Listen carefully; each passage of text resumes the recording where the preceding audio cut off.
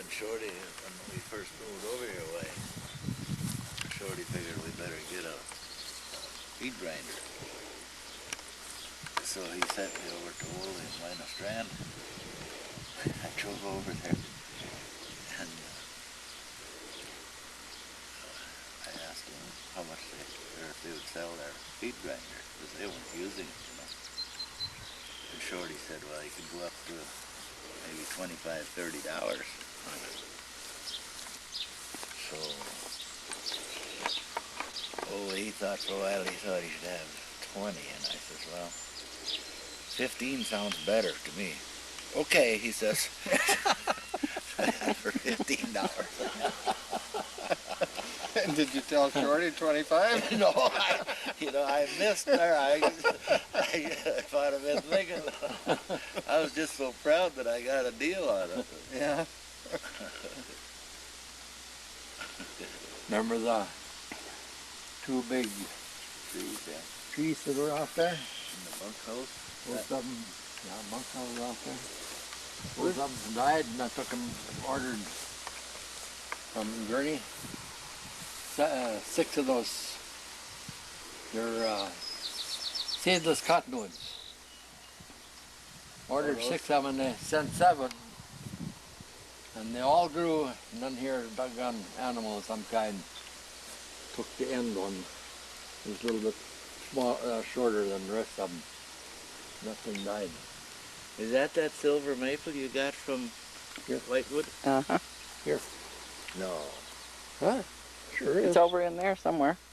That big one right there. Yeah, there it is. Yeah, that's well, I was pointing at that's the silver maple. That's it right there. That high one over there. That's right. He dug that out of our yard up in Whitewood. Oh, Yeah, so that's it's, yeah, I was thinking if it's been there a long time, it should be bigger than that, because those things grow Yeah. like crazy. I got one in my front yard. It's about this big around. Oh. They told me down there that, you know what they do when the roots on a big tree go out, Yeah. and they shoot up sprouts. And they always told me down there that they wouldn't grow, but Bob took, what, 2 or 3 of them you took home? And they grew One. like crazy. Oh, yeah. One was right there. Yeah. We had a tree farm down the city. I was just telling Pete Wire. 58? Was it that late? What? The silo in 58? I was out here. I thought I was just a kid. We built the barn at 48. 58, that would have been, I would have been a junior in college. Well, Maybe I'm mistaken. Yeah, I can't. Grandma Peters was out here ditching, it was in the spring. She was ditching, chopping ice, you know, so the water could run away from the house. What is this? Grandma Peterson, Yeah. she was out here chopping the ice so the water would run away from the house. So she'd look up there, take care now. You remember she always used to say that? Take care now. Why? He was shingling the roof. Silo or something? No, Shorty and I were shingling the barn. Oh. She thought we were going to fall, so take care now. Trash. Oh, it's just, I saw smoke coming out. It was in the winter, and Shorty wasn't quite ready to come home Saturday afternoon, so him and Rueben Scott and they were starting to celebrate a little bit. So he asked me to go home and do chores. So Tub Huggins was there. So I asked him if he'd go along with me and out here to do chores. What, Huggett? Tub. Oh, okay. So I said, well, if you want to, you can go up in the silo and start throwing down silage. And it was froze, you know, in about 2 feet all the way around. He was up there chopping away. He yelled down once in a while. Is that enough yet? No, not enough yet.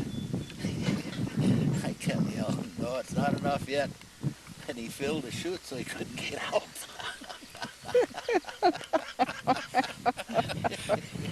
I had to pitch. So finally jump against the wall and little Rueben to get him out of there.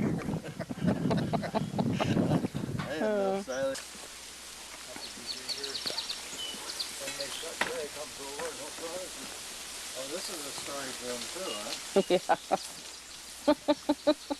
Have you been in this one yet? Looked. That's all sorts I of found his anymore. kids' old high chair in here. Did you? Yeah, right there. There's an antique.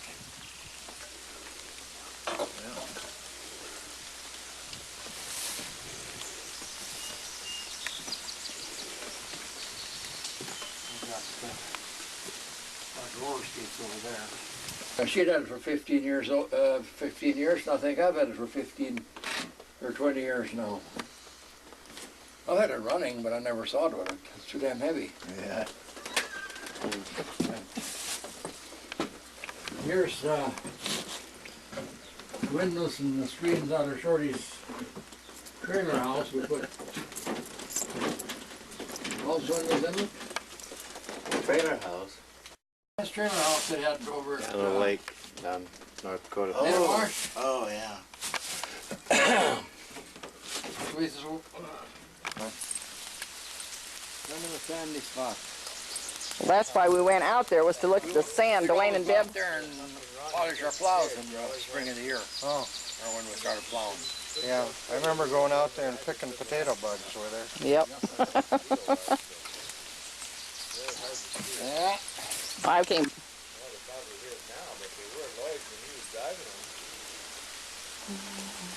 Who drove the Mercury? I think you bought that Mercury from, I don't know. is that Pontiac? Yeah, I was trying to figure out what the black one is. I can't remember. Isn't that hood ornament? Pontiac hood ornament? The old outhouse. Old pontoon. Yeah, it looked like that. Is that the two-holer that used to be up by the house? Nope, it's all vineyard. The Westwood? Well, Yeah, that hasn't always been there, bro. It was further up here. It was up, you came off the front porch, it was off to the right. Yeah. doing chore and milking the cows. I'm trying to get her to take life easier. And Bob and I moved over to the Renmore place in '39. See, I didn't ever know that that was any place other than yours. Hold on, I was telling me to plug it in. That's been one of, what's your name? Not Mary, not Mabel.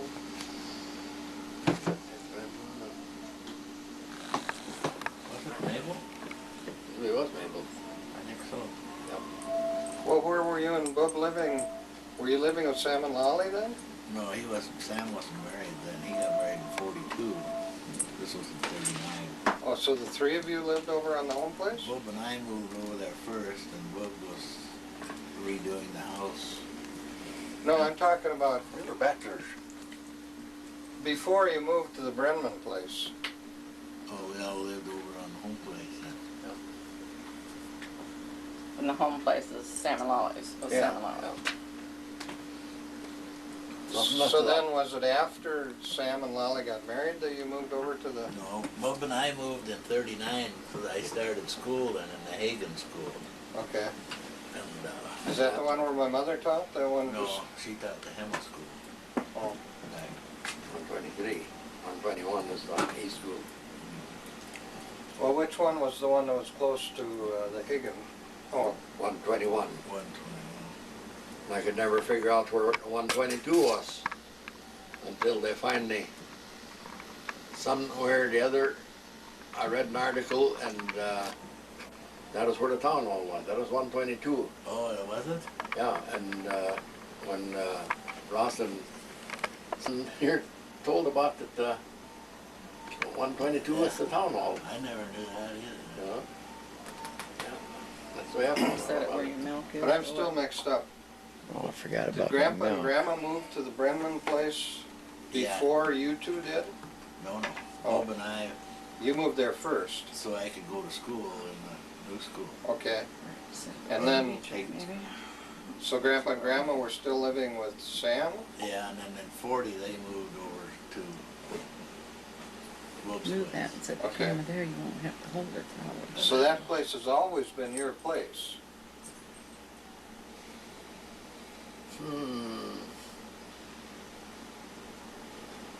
Bought it in 39. But you got it from the Brenmans? No, county. County owned it. Oh, what was it, tax Back forfeit or in, something? back in the 30s, you know, The Depression. people lost their land on the account of the Okay. taxes. Okay, so it was tax forfeited. Yep. Okay. We bought the farm. We paid. Bought the farm for 2,100. That 106 acres, but then we bought another 40 acres from Matt Divold. So I got 200 acres in on my farm, and it was a full section. So did all of your land then connect from where Sam and Lolly lived all the way over? No. There's they called it the Haugen land. We called it.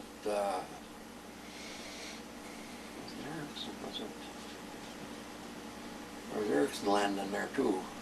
Did you eventually get it? So I've always had the impression in my mind that that whole property from was owned by you guys. Never Oh.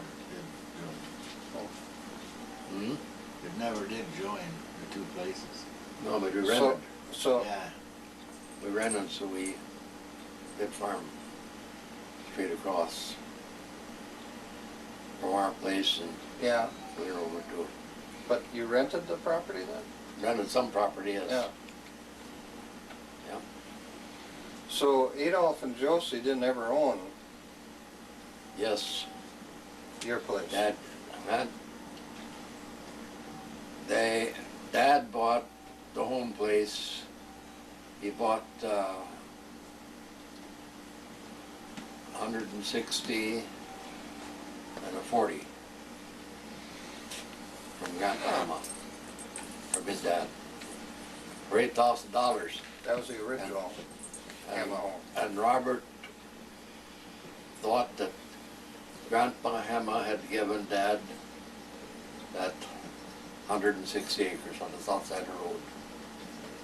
And I told him I could prove that he had bought it because we'd been to the courthouse and checked, and Dad had paid $8,000 for that. But Robert didn't want to see it. Is that right? He wouldn't believe it. Dad had paid $8,000. Grandpa had about $8,000. Then of course, Grandpa Hemmah had $4,000 in the bank. Then the bank's closed, and he got out of that $4,000. He got $400 back. That's how much he lost.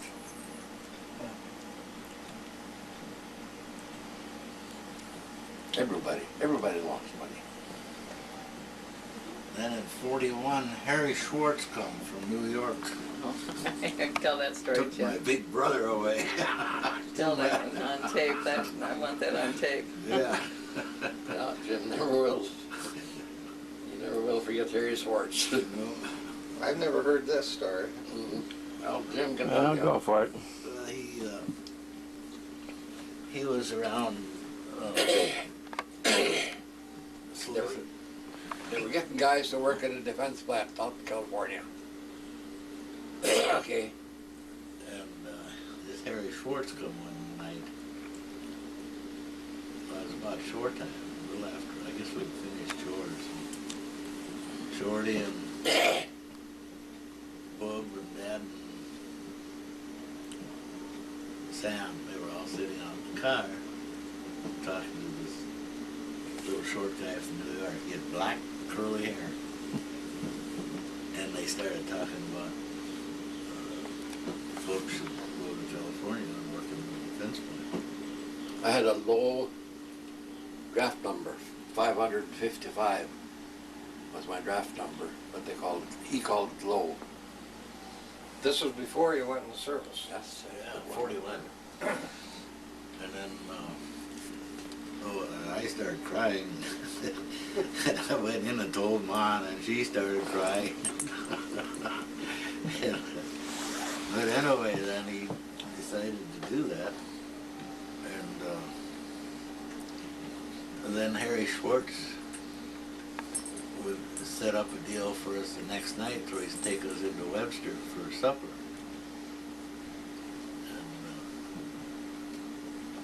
When we finished eating, Harry Schwartz, he pulls $100 bill out of his billfold to pay for it.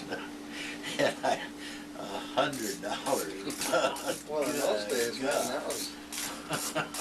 Yes, that was. I'll never forget that. So he was just a recruiter that Yeah, he recruiting, went yeah. around the rural areas and... Yeah.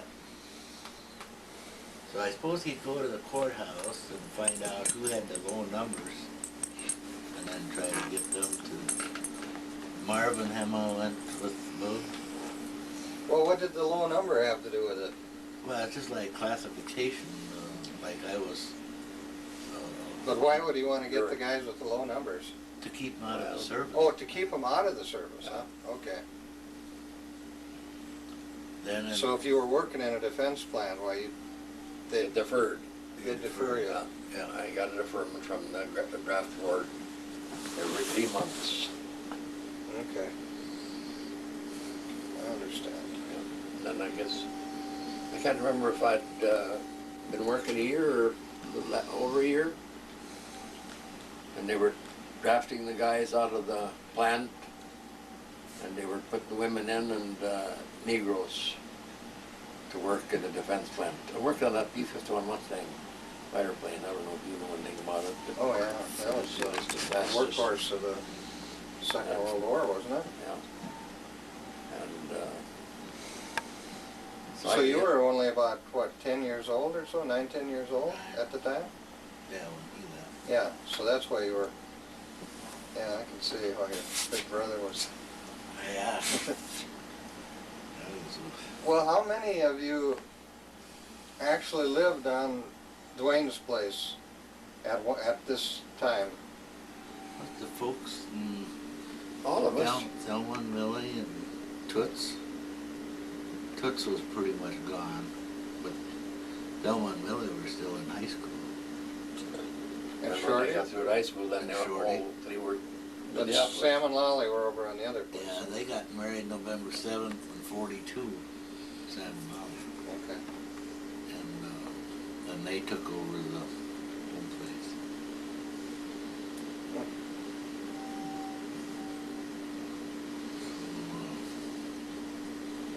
Then Millie, well, Millie didn't move over there. She stayed with Sam and drove to high school from Sam's in 41 and 2.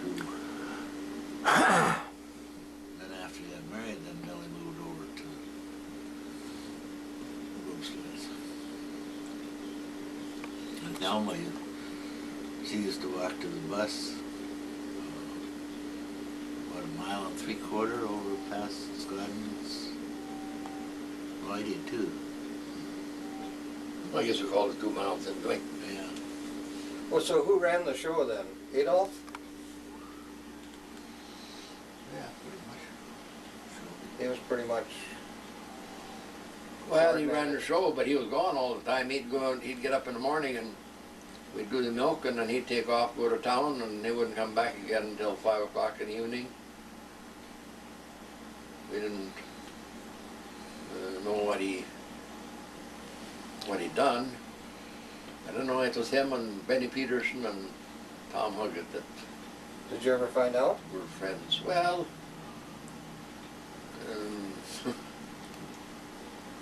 they had, it was during the Depression, you know, so they were on a job, on a job where they would repair barn walls and doors and stuff like that. So What was this when he was planting shelter belts too? When was that in his life? Well, we just done that over at Bo's place.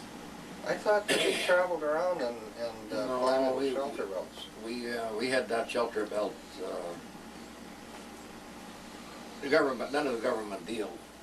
You could sign up Yeah, and have a shelter belt planted. You had to get the ground ready, but I And then- thought, furnish the fence and fence it. And what we done, we got the ground ready, and then these guys that were working on the government job didn't have any work, so they come and put the fence up, and we bought the posts and wire and stuff. I always thought that Grandpa actually was working, doing that for a period of time. Donnie Waldusky and I, we planted a lot of those trees. Yep. Oh, For other people or just for your? yeah. On Bo's property there. Uh-huh. Yeah, I had a tractor that pulled, Disc. well, we had to get the ground ready. Yeah. Then they had a subsoiler, they call it a subsoiler. And then they went, Yeah. It would dig kind of a trench? The subsoiler would dig kind of a trench that you... But Grandpa Hemmah, all those willow trees down in that slough northwest of the barn there, he'd go find a willow tree, cut it down, then cut them in sticks like this. And Grandpa Hemmah and I, and Donnie Waldusky, we'd go stick those right in the mud alongside the slough, you know. And then kind of over there by Lars's. This was Adolf's father. Yeah, Grandpa Yeah. Andrew. my land. When we first moved over there, One tree. huh? There was one tree on the place, Yeah, down in the pasture. but you wouldn't, yeah, down by that slough. What was I gonna say? Oh, when we first moved, that place was a total disaster. I mean, just unbelievable, run down. The house and... Weeds all over. And Grandpa Hemmah and I, we sat on the front porch and shot gophers for 2 weeks. Remember that? Is this the We're original? We're both lived. Okay, we're Biblos, Bought it okay. from the Brenmans lived there. Okay. We shot, Tony owned it. we shot gophers for 2 weeks just sitting on the front step. That's how bad it was. And then after that, then we started working out. a little Well, farther. gophers were a real plague at that time, weren't they? I Oh, mean, they were just thick. Yeah, Boy. Lloyd and I'd go hunting gophers. They were all over the pasture. You'd see them all the time. All yeah, still well, I around. did too. I think, didn't we get a penny a tail or Yeah. something Yeah. like that? Boy, if I missed, I couldn't catch up. Didn't want you wasting any bullets, huh? You even had to get two lined up so you get two in one shot. Yeah. But this one time we were walking straight east of the house there, and the hog house wasn't there at that time. That one down south of Yeah, I town. don't know what you're talking about. And there was a slough down there, and there's a little knoll over there. And here sat an owl.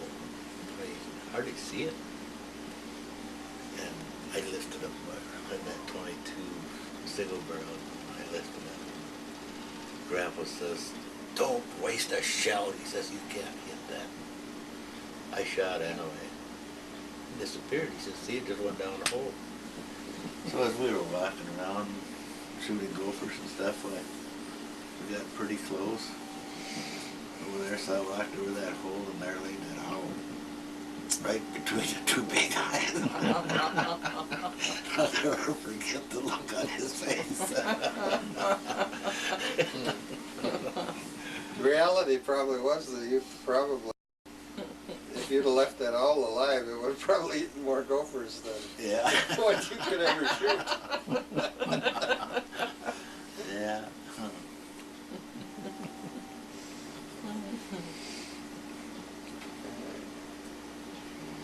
I know we went over and visited Robert and Evelyn, and then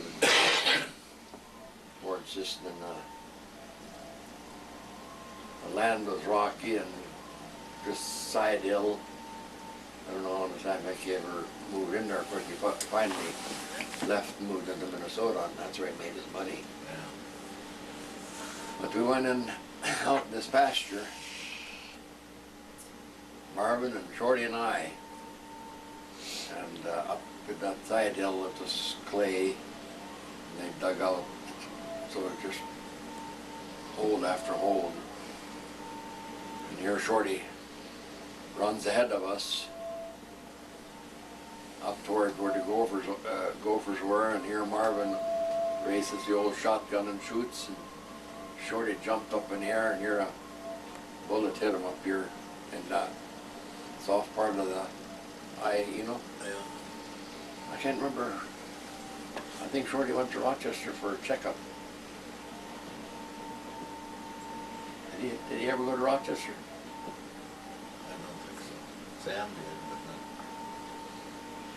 But that baby was in there for a long time. Yeah, no, they x-rayed him, and that BB was in his, up there in his eye.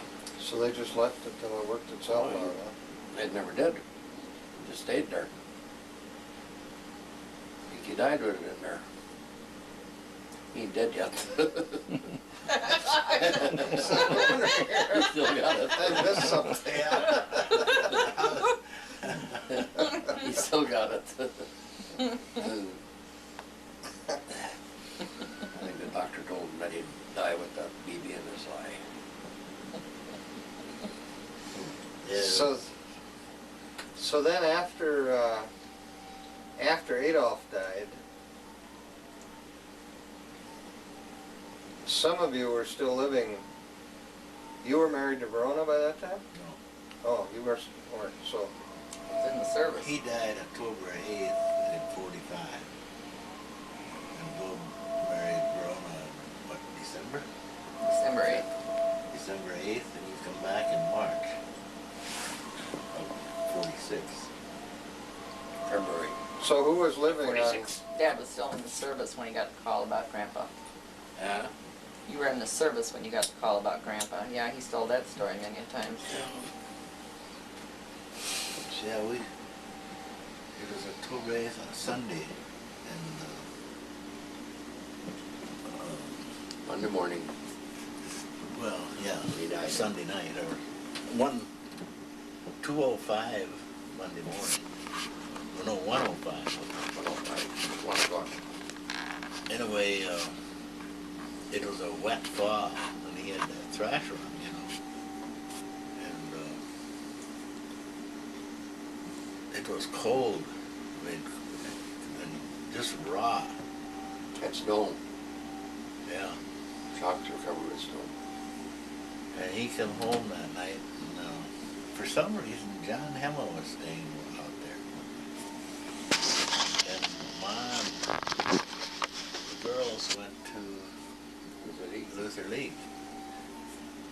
And it was about 10:30, and he was standing in front of the stove with the oven door down, the old cook stove with the oven door down, trying to get warmed up.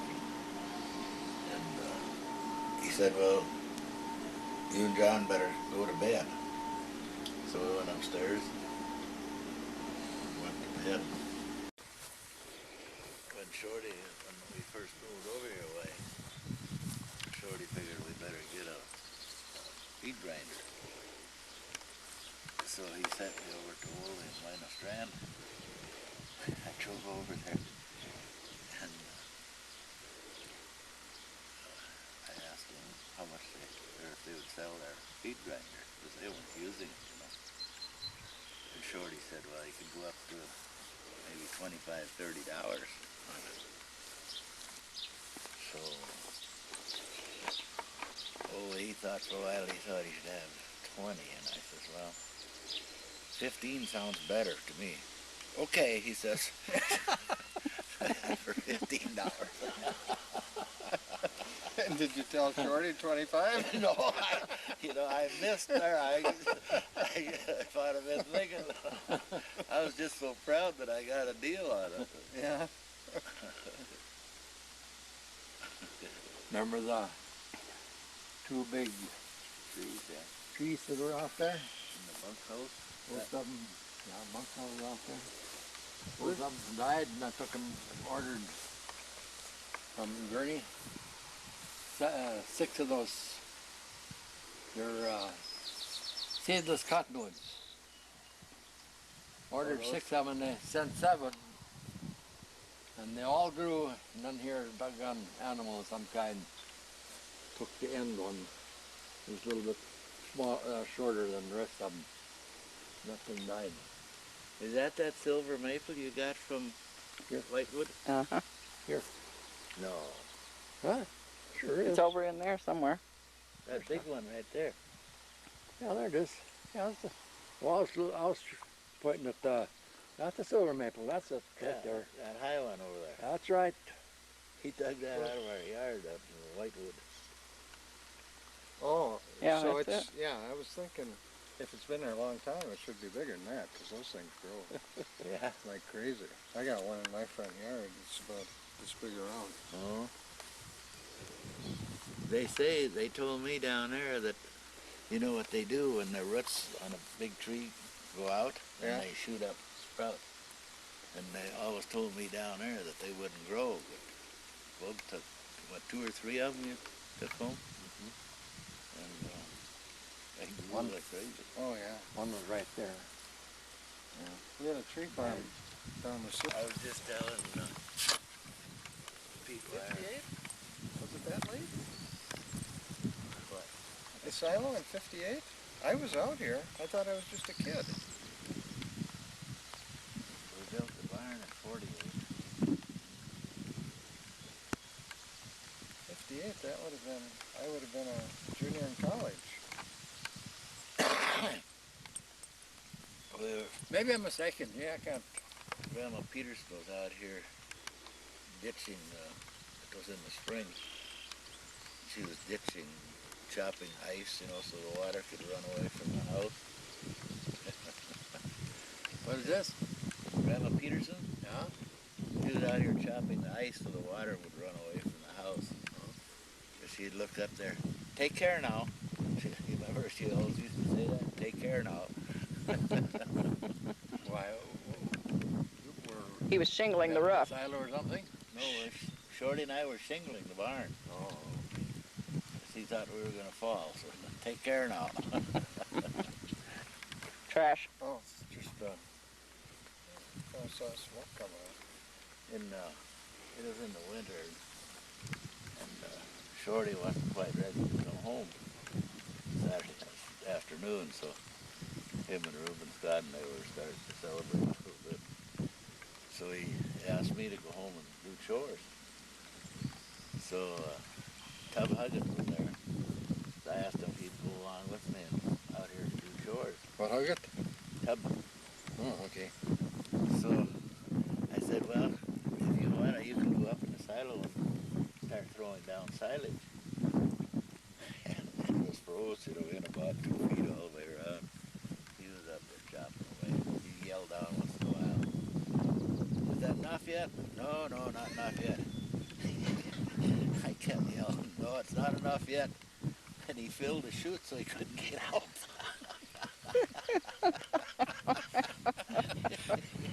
I had to pitch, trying to jump against the wall in the little room to get him out of there. I had no silence. When they shut Ray comes over, no privacy. Oh, this is a storage room too, huh? Yeah. Have you been in this one yet? Looked. I found his kids' old high chair in here. Did you? Yeah, right there. There's an antique.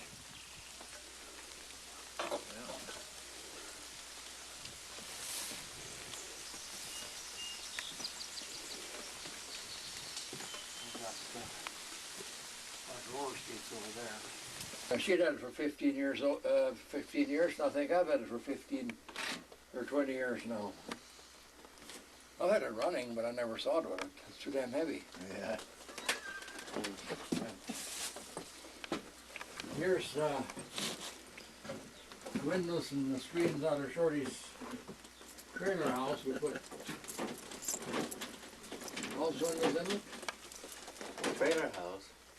This trailer house they had over at On a lake down North Dakota. Marsh. Oh, yeah.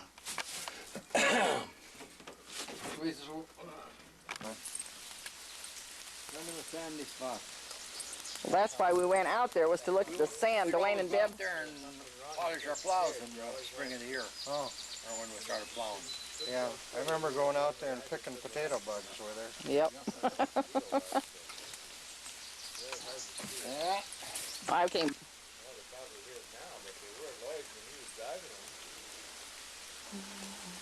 Who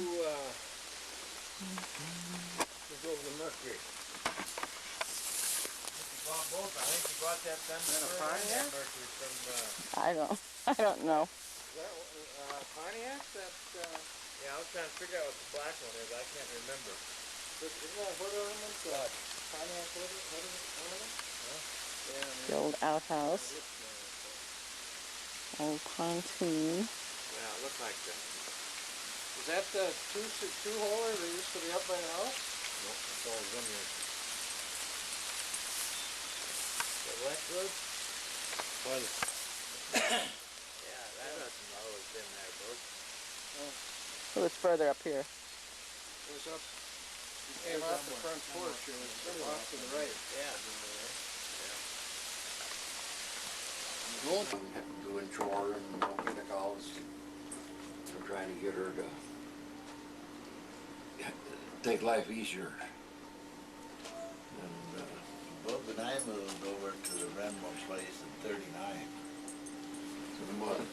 See, I didn't ever know that that was any place other than yours. Hold on, let's tell me before we put it in. That's been one of, what's your name? Not Mary, not Mabel.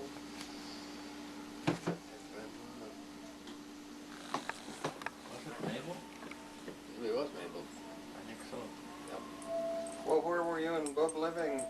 Were you living with Sam and Lolly then? No, Sam wasn't married then. He got married in '42. This was in '39. Oh, so the three of you lived over on the home place? Bob and I moved over there first, and Bob was redoing the house. No, I'm talking about We were bachelors. before you moved to the Brenman place. Oh, we all lived over on the home place then. And the home place is Sam and Lolly's. Was Yeah. Sam and Lolly's. So then was it after Sam and Lolly got married that you moved over to the... No, Bob and I moved in '39 because I started school then in the Hagen School. Okay. And, Is that the one where my mother taught? That one No, just... she taught the Hemmah School. Oh. Back. 123.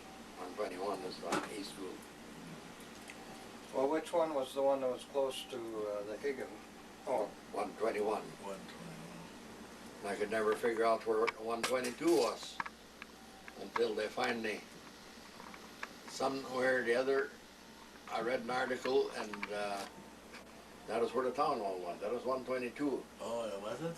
Yeah, and when Ross and here told about that 122 was the town hall. I never knew that either. You know? Yeah. That's the way I found Set it out. where your milk is. but I'm still mixed up. Oh, I forgot Did Grandpa and Grandma move to the Brenman place Yeah. before you two did? No, no. Oh. Bob and I, You moved there first. so I could go to school in the new school. Okay. And then, Maybe. so Grandpa and Grandma were still living with Sam? Yeah, and then in '40 they moved over to Bob's Move place. that and set the Okay. camera there. You won't have to hold it. So that place has always been your place?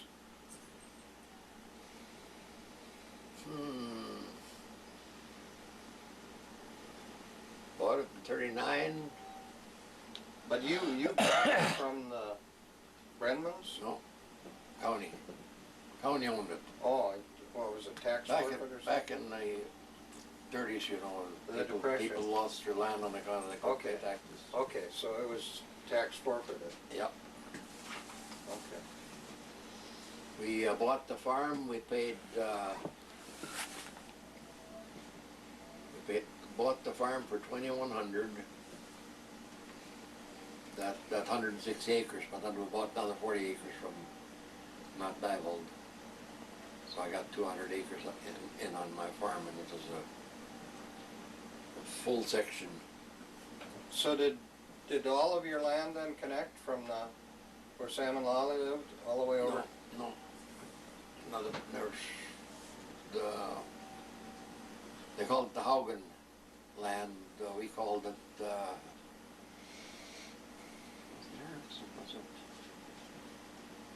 There's Erickson land in there too.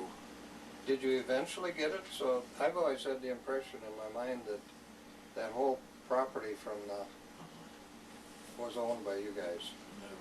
Never did join. Hmm? It never did join the two places. No, but we rented. So Yeah, We rented, so we did farm straight across from our place and yeah, clear over to but you rented the property then? rented some property. Yes. Yeah. Yeah. So Adolph and Josie didn't ever own Yes. your place. Dad Dad bought the home place. He bought 160 and a 40 from Grandpa Hemmah, from his dad, for $8,000. That was the original And, Hemmah home. and Robert thought that Grandpa Hemmah had given Dad that 160 acres on the south side of the road. And I told him I could prove that he had bought it because we'd been to the courthouse and checked, and Dad had paid $8,000 for that. But Robert didn't want to see it. Is that right? He wouldn't believe it. Dad had paid $8,000. Grandpa had about $8,000. Then of course, Grandpa Hemmah had $4,000 in the bank. Then the bank's closed, and he got out of that $4,000, he got $400 back. That's how much he lost.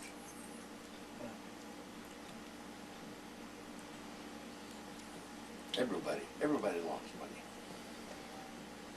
then in '41, Harry Schwartz come from New York. I can tell that story, Took my Jim. big brother away. Tell that on tape. I want that on tape. Yeah. Yeah, Jim never will. You never will forget Harry Schwartz. I've never heard this story. Well, Jim can I'll help you. go for it. He was around. They were getting guys to work at a defense plant out in California. Okay. And this Harry Schwartz come one night. Well, it was about short time, a little after. I guess we'd finished chores. Shorty and Bub and Dad and Sam, they were all sitting on the car talking to this little short guy from New York. He had black curly hair.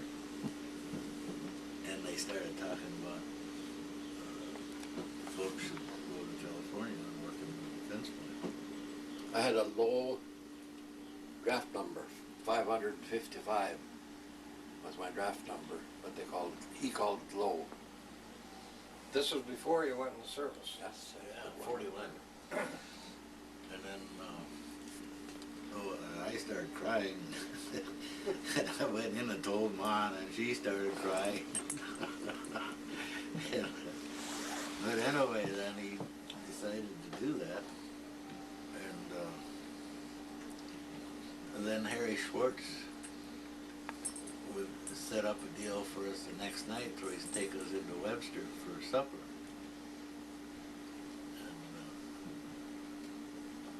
when we finished eating, Harry Schwartz, he pulls $100 bill out of his billfold to pay for it. And $100. Well, in those days, man, that was... Yes, that was. I'll never forget that. So he was just a recruiter that Yeah, he recruiting, went yeah. around the rural areas and... Yeah.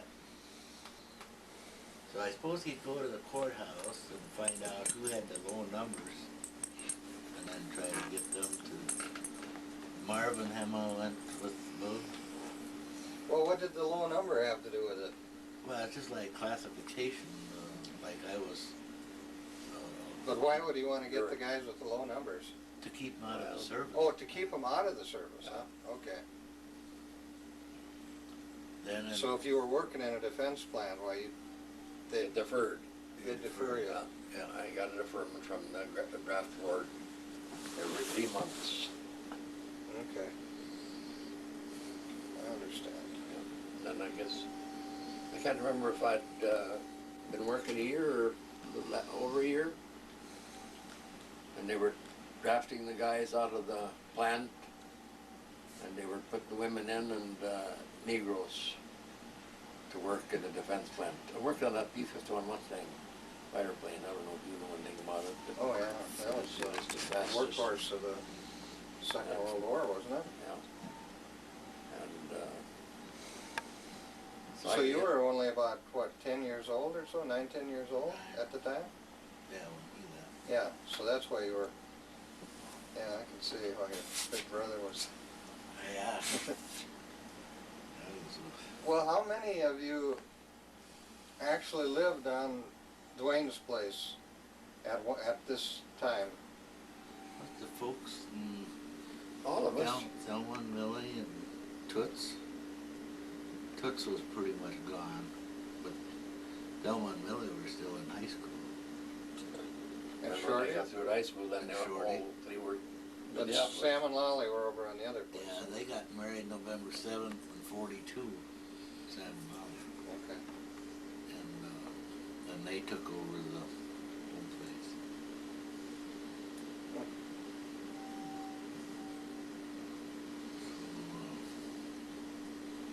Then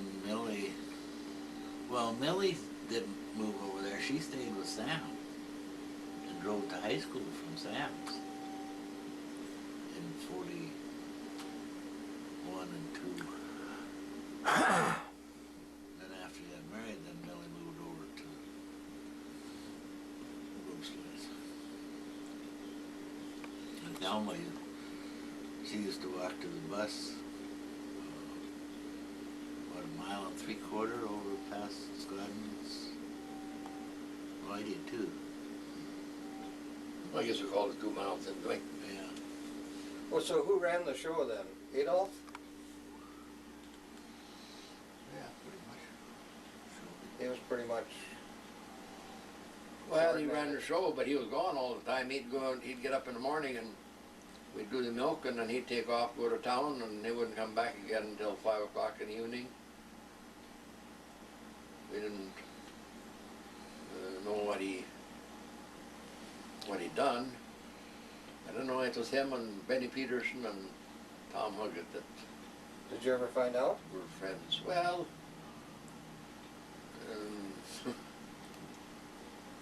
they had, it was during the Depression, you know, so they were on a job, on a job where they would repair barn walls and doors and stuff like that.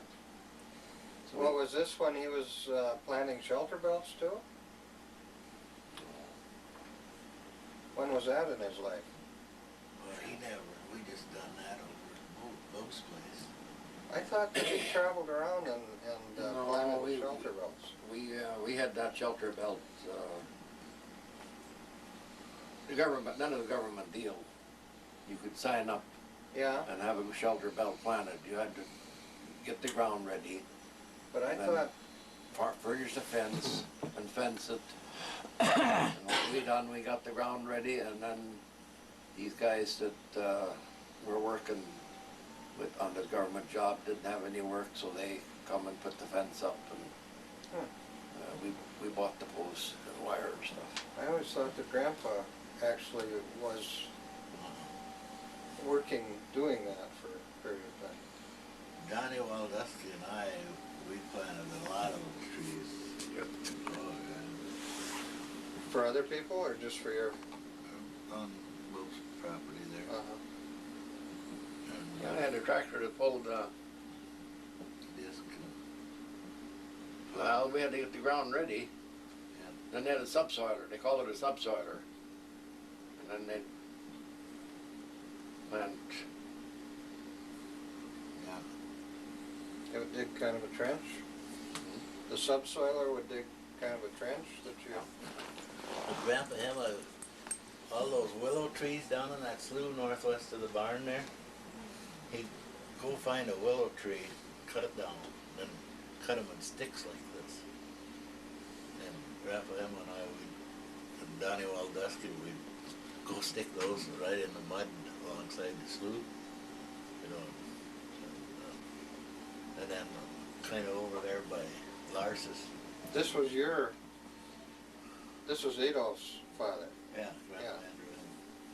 Andrew. my land. When we first moved over there, One tree. huh? There was one tree on the place, Yeah, down in the pasture. but you wouldn't, yeah, down by that slough. What was I gonna say? Oh, when we first moved, that place was a total disaster. I mean, just unbelievable, run down. The house and...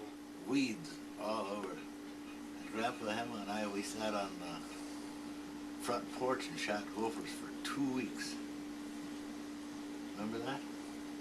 Is this the original? We're both lives. Okay, we're Biblos, Bought it okay. from the Brenmans lived there. Okay. We shot, Tony owned it. we shot gophers for 2 weeks just sitting on the front step. That's how bad it was.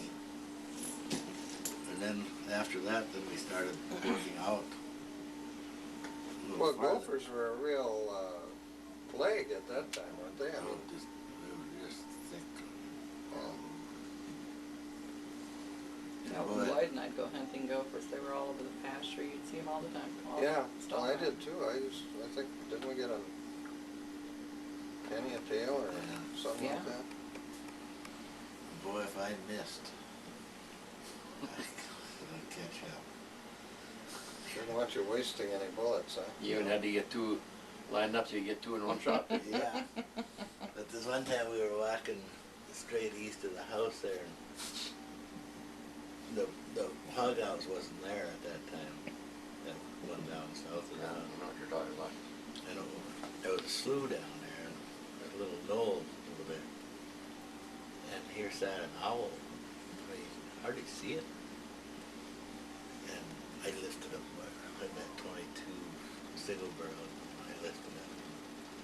Grandpa says, "Don't waste a shell." He says, "You can't hit that." I shot anyway. It disappeared. He says, "See, it just went down the hole."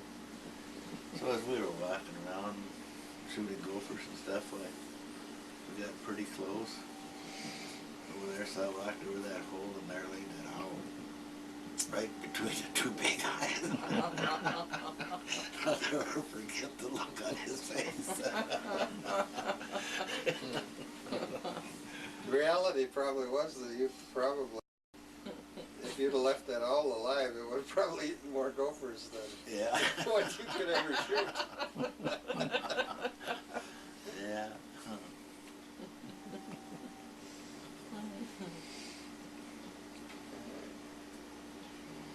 I know we went over and visited Robert and Evelyn, and they were insisting the land was rocky and just side hill. I don't know how much time he ever moved in there. Of course, he finally left and moved into Minnesota, and that's where he made his money. But we went in out in this pasture, Marvin and Shorty and I, and up at that side hill, it was clay, and they dug out, so it just hold after hold.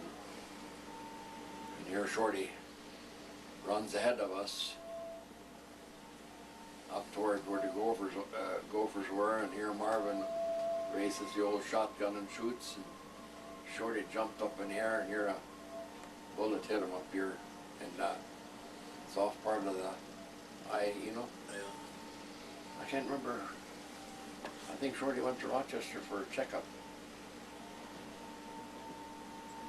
Did he ever go to Rochester? I don't think so. Sam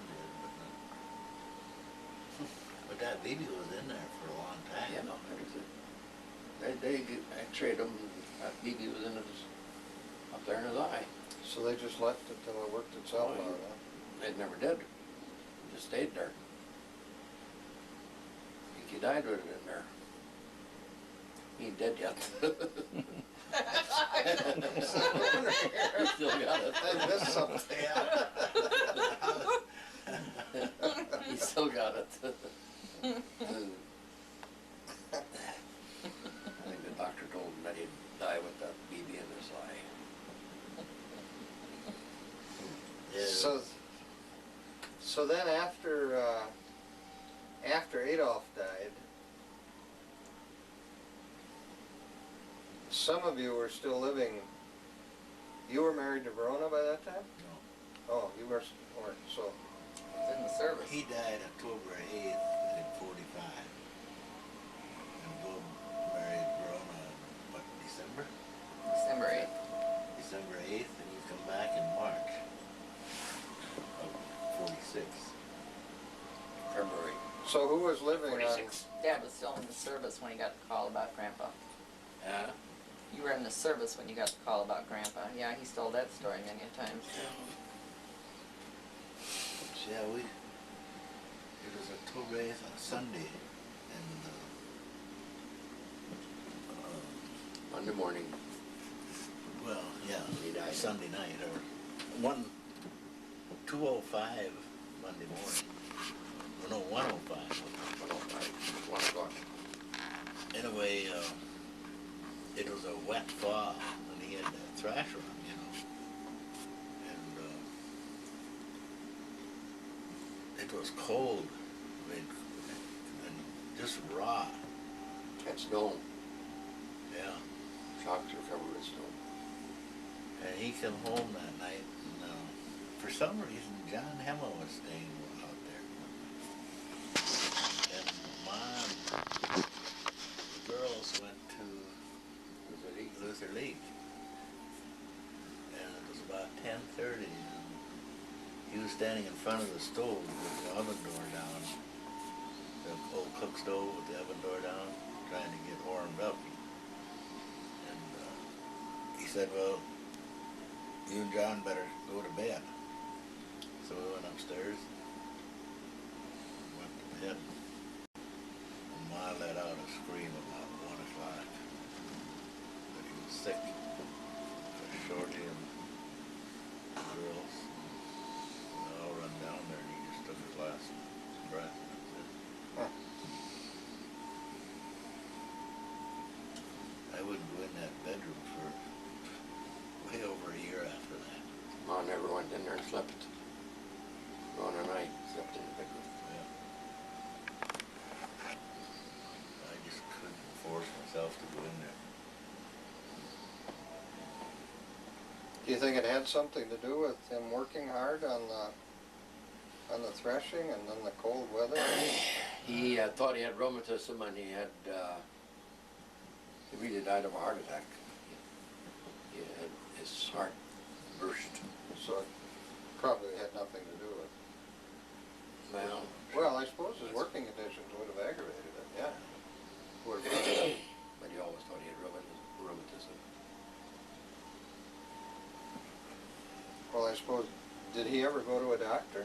I mean, did men in those days ever? Yeah, he'd go down to Canastota, you know, south of Yeah. Metro, over there.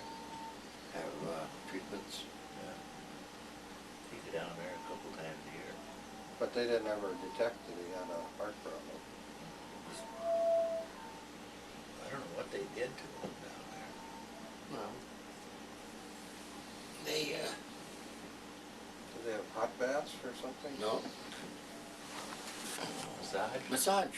Oh, yeah.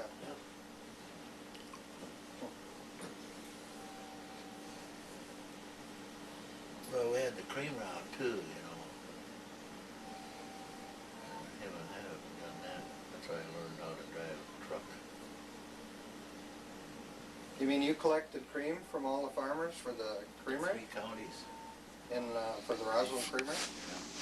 Him and Johnny Hansen. Johnny Hansen went west to Rossland, and I know Dad went north, went up near that territory where he was acquainted. Was that, I went with him up there. was it hauling the cream cans then? Yep. All the farmers would have cream cans? Yep. We'd deliver empty cans, and if they wanted a pound of butter, or 2 pounds of butter, or 3 pounds of butter, or 4 pounds of butter, Right. deliver that too.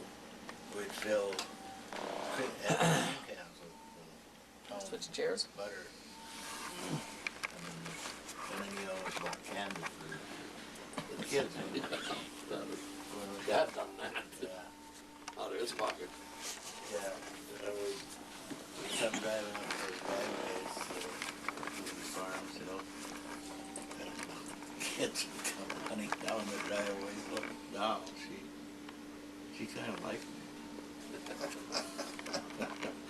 I would like to get butter out for her. We always called her Merry Christmas. Yeah. What her name was, Merry Christmas Doll. Yeah. So she was the same age as you approximately? No, she was, I think 2 years older. But I mean, close.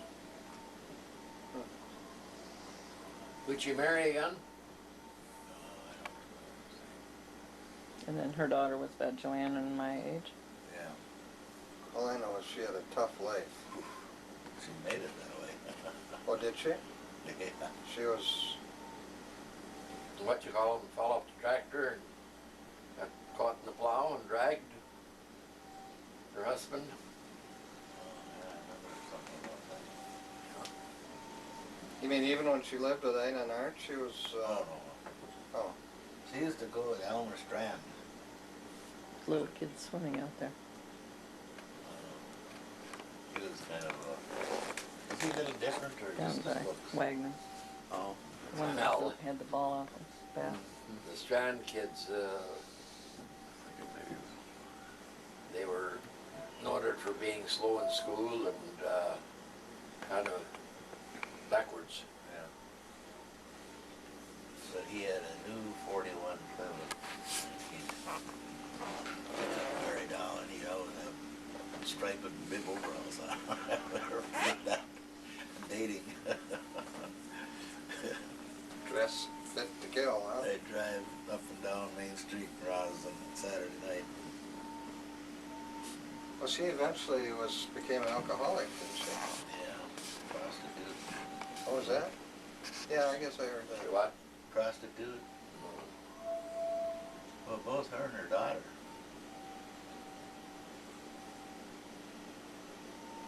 Who was she married to then again?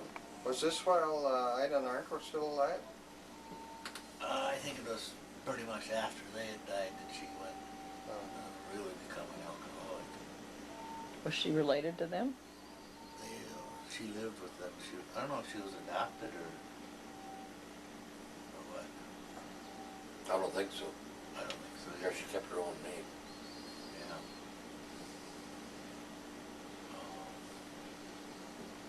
But she,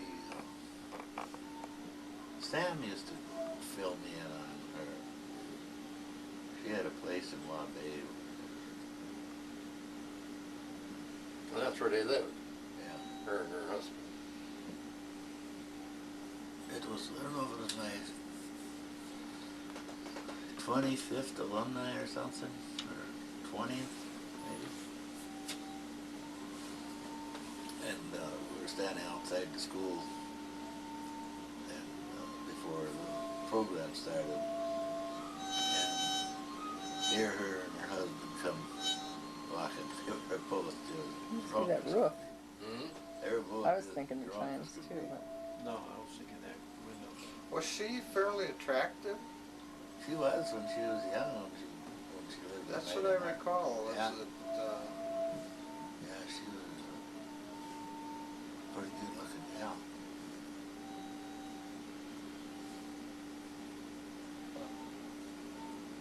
so then after Grandpa died, then the same ones of you and Shorty and Thelma and Millie and It's Grandma Toots. were living there. And then you came back home? In 46. I thought it was March 6th when you come home.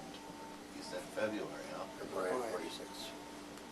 I wonder why. 7th of February. I wonder why I didn't inherit this ability like you guys have for remembering dates. well, you know what I figured out What? is we've got so much more in our lives happening, whereas, you know, when you're. But I can't remember a date to save my soul. I have to think. Well, and Dad can tell you down to the hour and the minute. Yeah, and Jim here, he's talking about he died at 2:05 or 1:05 a.m. Yeah, I mean, Yeah. I can't even 1:05. remember my own birthday sometimes. 105. Yeah. Boy, I just completely missed out on that. Ability to remember dates and things. That amazes me too, but I just figured it's because they didn't have so much extra stuff going into their heads like we do. Just so much. Yeah, Ham called me and told me that your dad passed away and sweat should have run off of me. Finally had to get one of the guys in the order. And who? Huh? Who called you? Hemmah. Oh, man. I thought you said Did you Ann. get leave then to come home for the funeral? Your foot. But emergency furlough and 15-day, and then went back, and then I was transferred, so I got another 12-day furlough. So I went back home again. That's when Ron and I got married. Tell them about the plane, how you had to get home, how you managed to get home. Train. No, the airplane. Yeah, I got a ride on the first time I went back. Military transport plane? A military plane was going to whatever town it was, and I didn't know where the Sam Hick the town was, but I was in Kieserville, Mississippi, and I knew that I wouldn't go south, I'd go north, and that's where I had to go to get home. You were at Keesler? Oh yeah. I was there. Were you? Yeah. Well, when I was at Keesler Field, then I was back in MPs, but I was 6 months. I can't remember the name of the place now. Taking radio, but I washed out because I couldn't take cold fast enough. I could get up to 30 words a minute. I had to get up to 60. So when did Shorty and Josie move over to the Hagen place then? 48.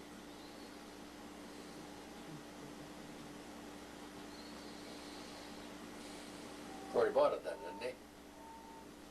Those hunters from Yeah. Minneapolis couldn't come to South Dakota to hunt anymore. Yeah. Oh, it was owned by hunters, huh? It was, Yeah, banker. Well, one of them was a banker, Al Frick. And Jerry Manning. You remember him, can't you? They owned it. Shorty bought it for, I don't know. So by that time then, had everybody left home except, I mean, you and Millie and Thelma and Toots? No, I lived there with Ma and Shorty. Oh, You yeah. were what? Yeah, I remember that. Yeah, I lived there with Ma and Shorty. yeah.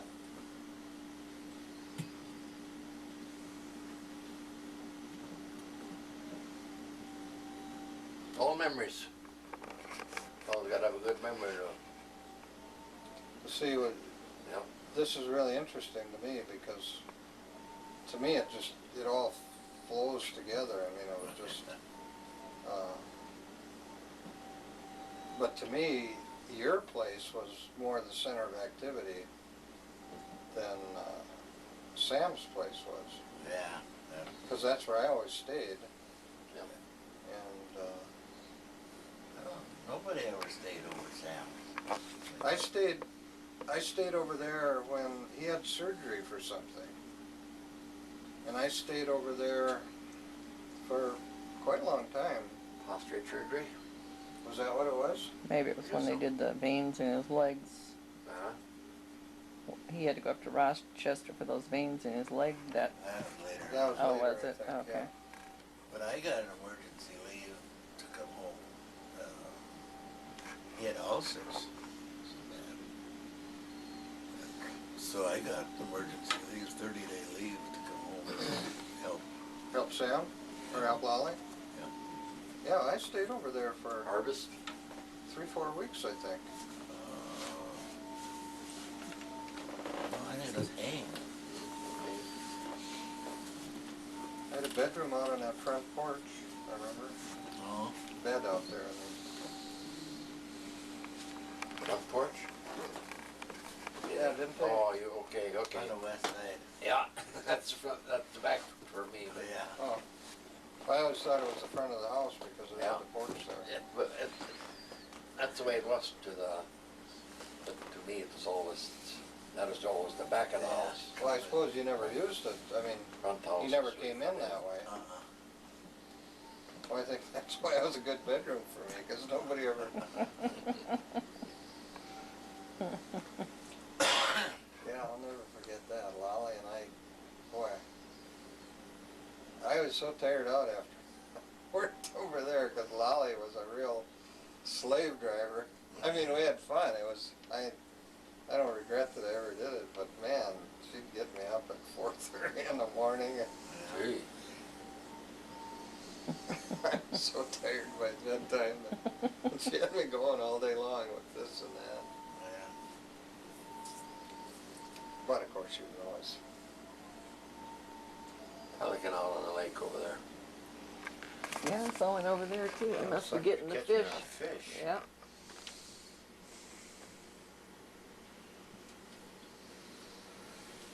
Yeah. See that little boy now. I see his life jacket. Oh, there he is. There's 2 little boys over here swimming in the swamp lake. So then, when did you leave Shorty, or the Hagen place? Yeah, you. Well, in 49 was the first time.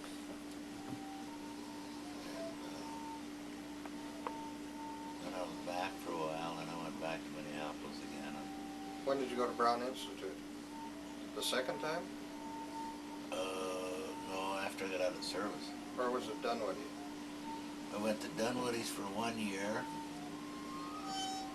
and the university for about a semester and a half, and then to Northwest Electronics Institute for 2 solid years. I mean, you go all year round, you get 2 weeks vacation. Wow. I went 2 years there.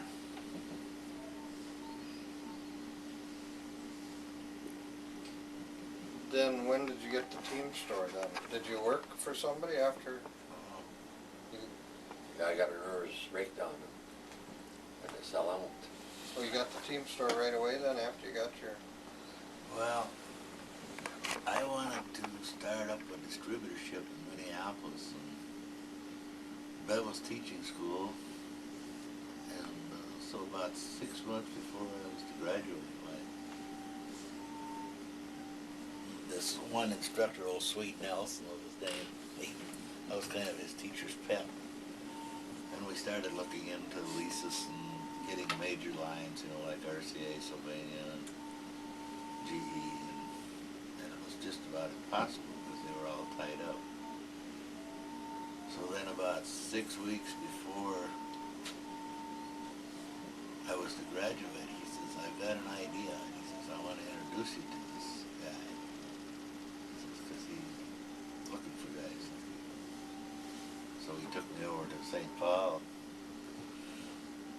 So he called up this George Bauman and made an appointment. And so Bev and I went over there at 8 o'clock. And it was 12 o'clock when I got out of his office, when we got out of his office. And I knew right there, that's it. That's what I'm going to do. So then the time went on and Bev was pregnant. And I had like 4 weeks left and I kept calling this George. I was getting pretty worried. You know? And, I wanted to work for a team store. It was Electronics Associate at that time. Yeah. And so, kind of a long story, but anyway, I had a week left of school, and I was really getting nervous. Sunday night, 10:30, George Bauman calls. He says, I want you and Bev over to my office right now. And we were getting ready for bed. So we jumped in the car and drove over there, and we kind of sensed on the way over there that he was going to try to sell us a store. And we both, no way, we're going to get some experience. We left there about 2:30 in the morning. And a week later, Thursday we drove up to Grand Forks and back down to Minneapolis, packed up everything. And a week later we were in Grand Forks. That's how fast it went. That was July 1st of '59. So he sold you the store. Yep. Then when we went up to Grand Forks, I come home and asked Shorty if he'd loan me. We needed $7,000.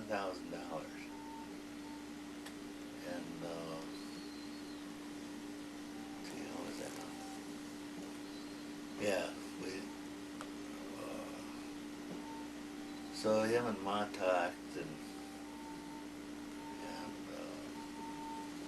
they called me in Minneapolis, and they had talked to Hemmah, and Ma had $1,500. Hemmah had $1,500, and Shorty mortgaged his farm for $4,000. So we got the $7,000 that way. And within a year, we paid off Ma and Hemmah and just about all of Shorty's. And we borrowed, and this George Bauman, he loaned us $70,000. 70? $70,000. And we had Shorty, everybody paid off within a year and a half as far as relatives, with interest, 7% interest.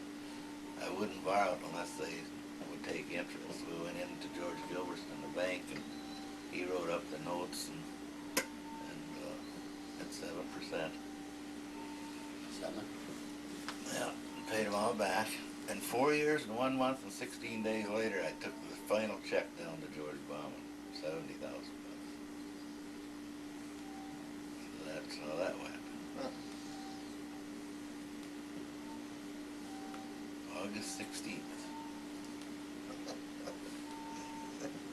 Well, I was just thinking that $7,000 would be equal to what, about 70,000 now? Yeah, So the 70,000 would be equal to about 700. Yeah. With the inflation, I mean, you're talking Well, a lot of money. Yeah, they used to say it doubles every 10 years, so 7,000 would be 14,000 10 years later. Yeah, 28,000. that's 43 years ago.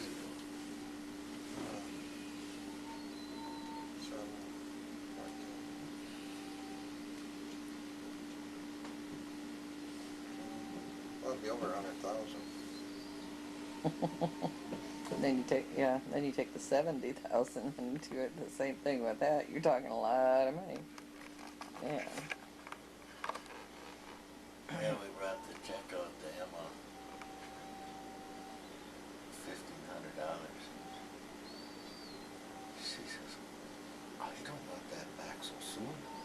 I don't want that back so soon. What, you want to make more interest on it? Yeah, I think we had her paid off in 6 months.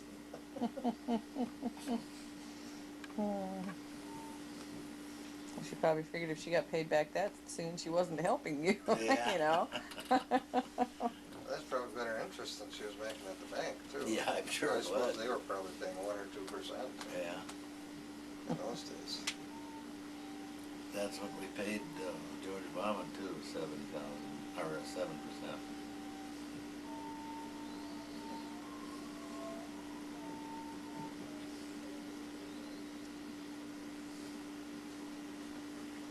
I suppose I shouldn't say this, but I just wonder how much Ellie owed Hemmah for working for him.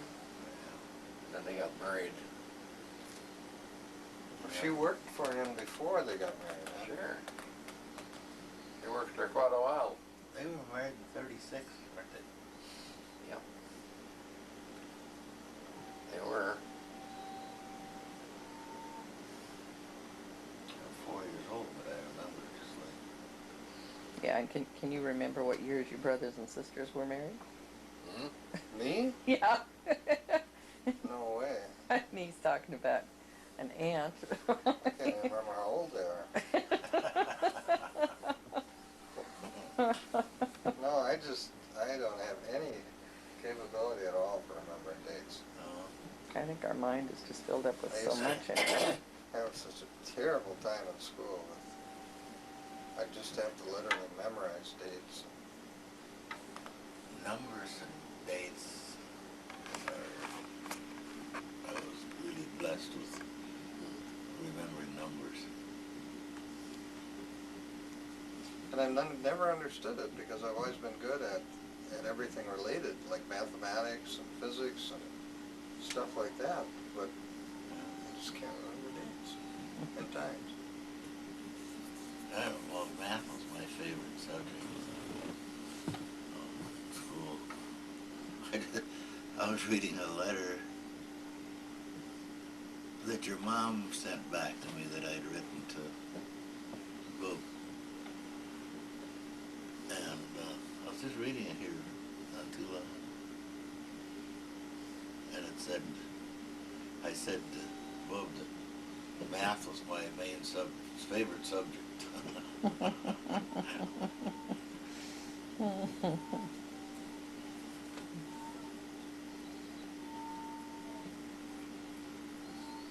And phone numbers. I can remember phone numbers. Like Jimi Hendrix was over here.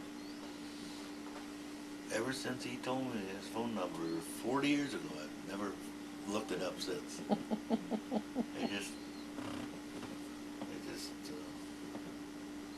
486,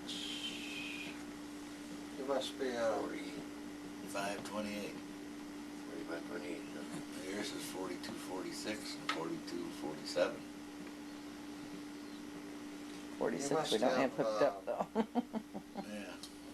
remember Dustin Hoffman in that movie The Rain Man? Mm-hmm. Yeah. He was, what was it he was called?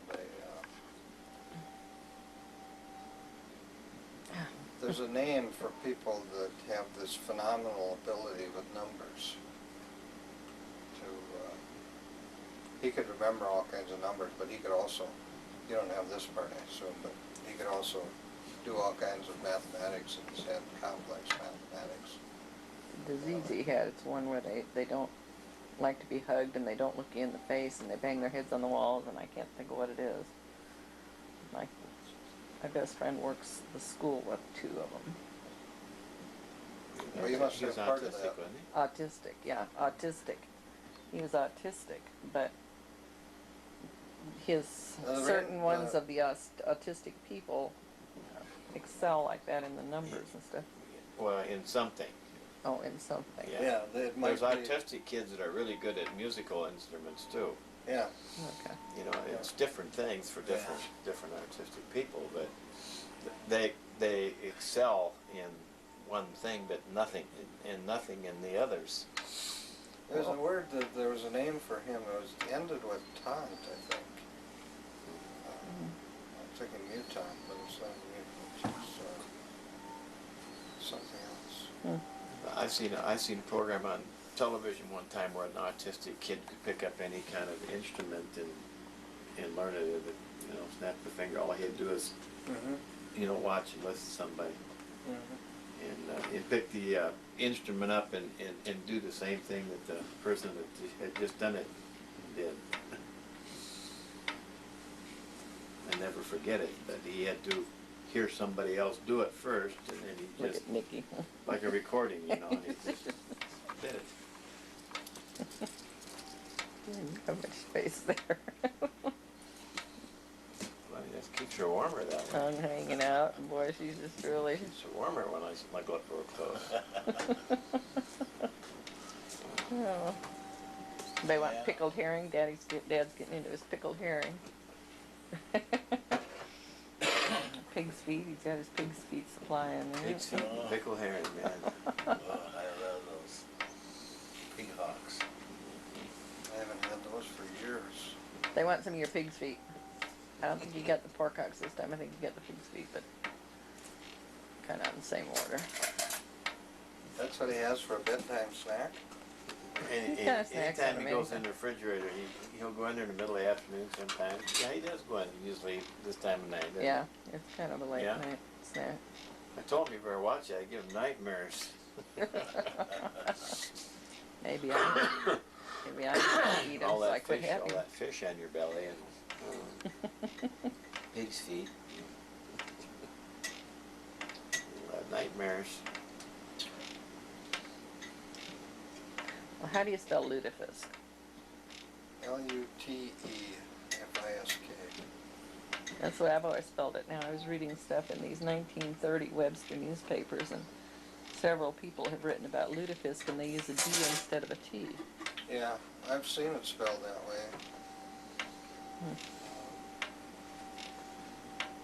But I think Got now the changed, preferred spelling is with a T. Yeah. But some people actually call it lutefisk. Without, I've heard people call it that rather than saying lutefisk. Huh.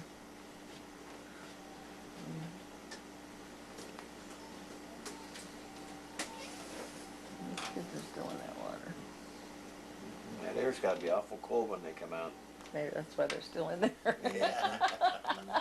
I'm sure the water's probably warmer than the air. Yeah, I bet it feels warm. Feels good in the water, and then they come out and have to dry out. That's going to be rough.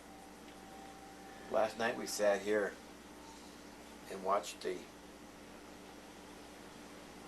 water, the fog come off of the water last night. It got so foggy you couldn't even see over in there, and you looked like somebody boiling water out there.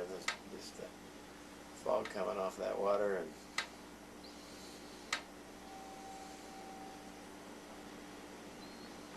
All right, set that phone down. You said you guys are staying a couple days, aren't you? So I can call Lloyd and let him know. Yeah. yeah, well, I didn't ring, and then when he answered the phone, put Jim on and say, "Where are they? Hell are you? I'm up here fishing." I was trying to see where I set it down there on the chair. I thought we had a date. Yeah, well, we had a date, huh? Walleye's biting. Yeah.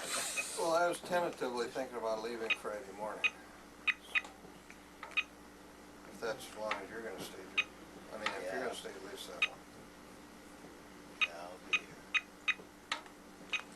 No, you already lost one day fishing here. Yeah, Supposed to get nice tomorrow, 82 degrees, I think.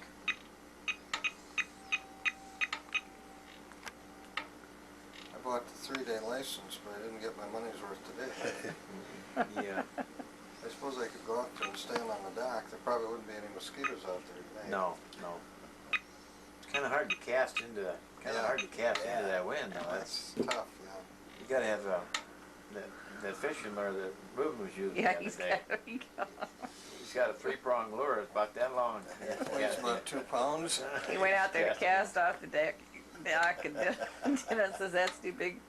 He says, "Well, he's got to have a big lure to catch a big fish. He's Yeah. going after big fish." What in the world are you going to catch with that, Rueben? But it Was it yesterday morning at 9 o'clock? He went out there and well, you caught that Caught a northern, northern. little teeny thing, though. yeah, a little bitty. Little bitty lure about like that. Little silver thing with a little orange deal on it.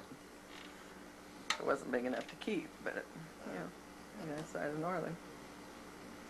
Well, I think the biggest northern we've seen this summer was that one that was about 2 foot long that I caught. Yeah, the one we took down to Agnes and Joanne. Yep.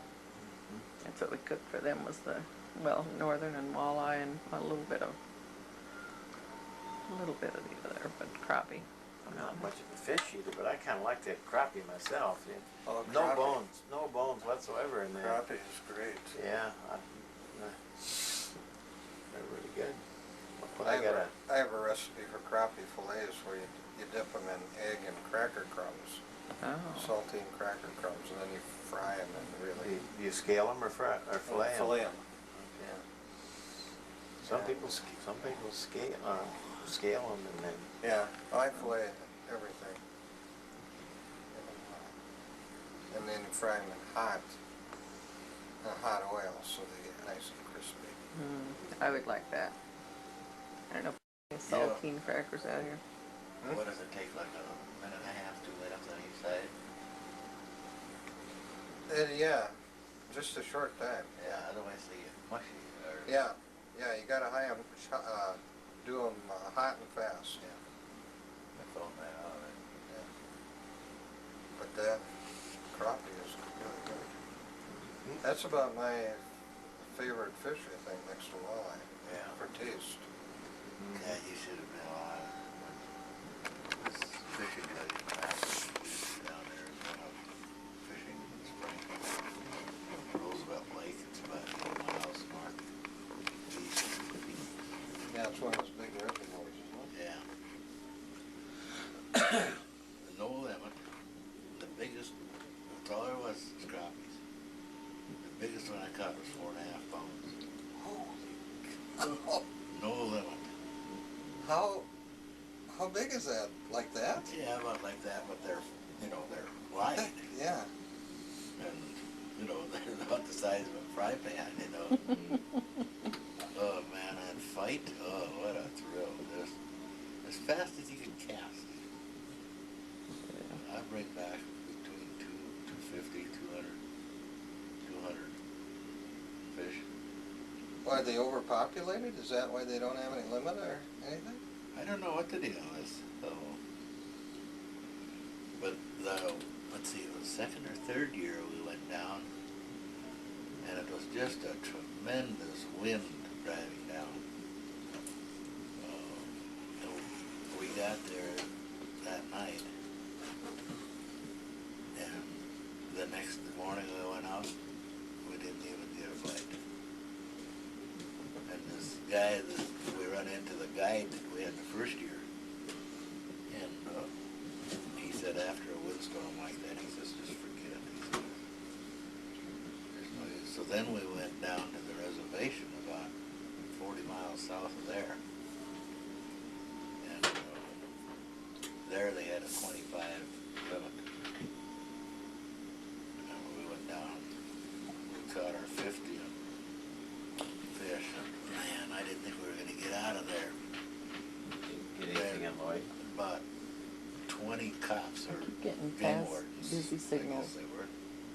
So if it And they keeps went doing that, through- I'll go through column the other Well, we way. had the live wells on the boat.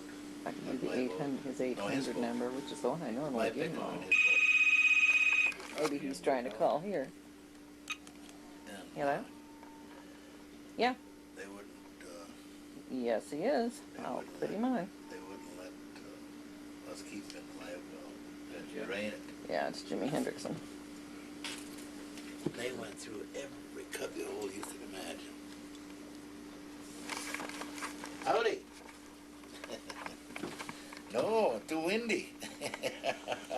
And cold. Oh, man. Saturday it was so hot you couldn't Yeah. stand it. So I hear you're busy. None of them were out here this weekend, were they? Or Jim? Yeah. Oh yeah, I guess they were, because Farrell was sitting out in the lake Yeah. when we were sitting out in the lake. Give me and Al a hard time about being beach Oh. whales. Everybody just took their chairs and put their chairs out in the lake and sat in them. Yeah. It was so hot out Yeah. here. Saturday it was Yeah. just terrible. Yeah. they were both out here. No, Yeah, I didn't see Saturday, Jim. I don't we know didn't about go out at all. Sunday. David home. That's good. We weren't here Sunday, so we didn't know. Yeah. He met, we met here.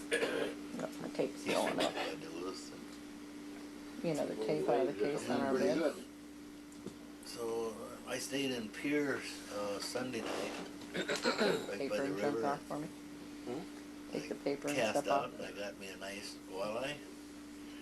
And then yesterday I went to Watertown and fished with Pete for half a day out on Compesca. Yeah. And I caught one there. That's the only bite we had all day. Uh, And then I got here about 1 o'clock today or so. So that's about it.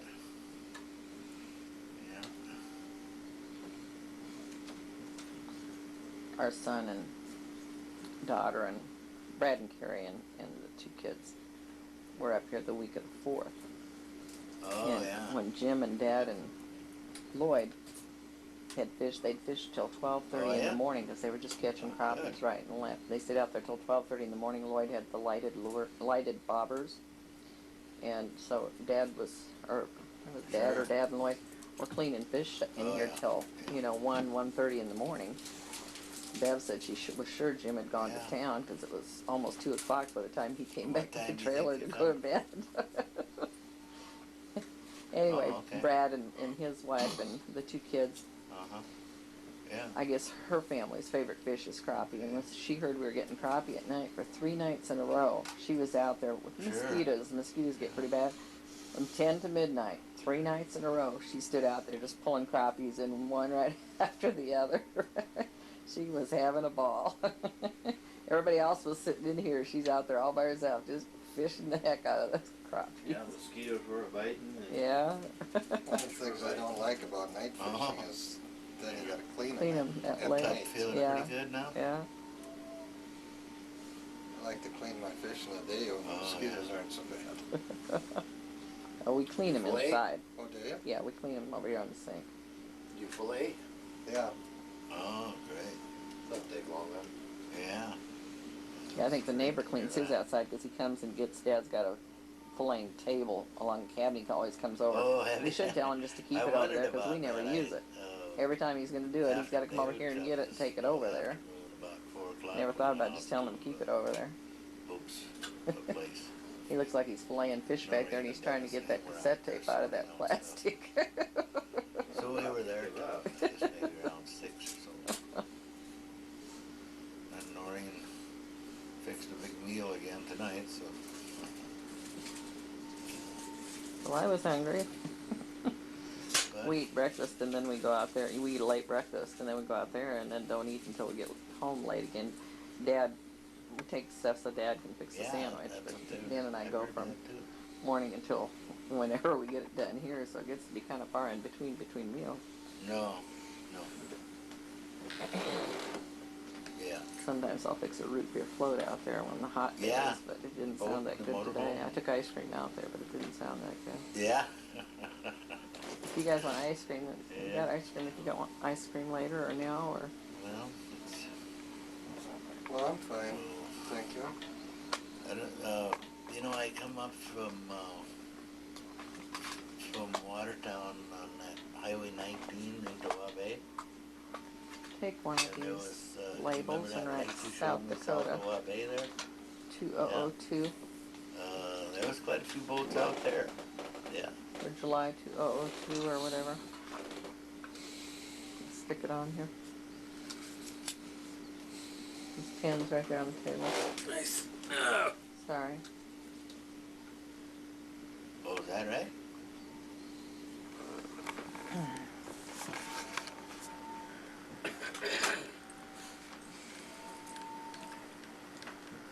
Yeah, we bring boxes of stuff in from the farm and boxes of stuff down there and kind of go through it. The cardboard boxes over there.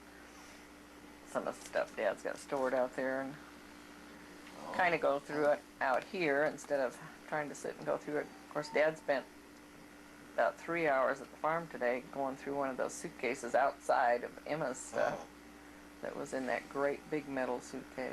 Yeah. Then after you Yeah. guys left, he found another suitcase in the house and wanted to know what was in it. And when I opened it, I said, "You can always look at it tomorrow." Well, what if I don't make it tomorrow till tomorrow? I won't get to read it. I said, "Well, look at it this way. If you read it today, you'll forget about it tomorrow anyway." So Yeah, that is pretty upside down there.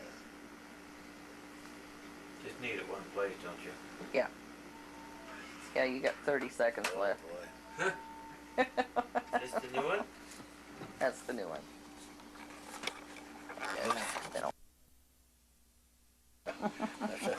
It's one of those difficult Till he ones. was in electronics. Well, ours, just push the same button as, Oh, Yeah, they're all different. yeah. that frame is polished up. It's all greasy or something. So you gonna come out and go fishing? In the morning, I'll be here about 8. You're ready and raring to go, huh? Gee. Amber's with the ice. You're gonna have to eat breakfast after you fish. Yeah. If I'm cooking.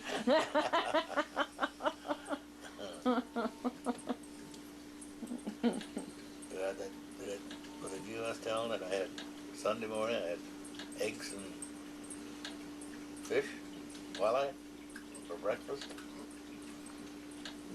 I heard it.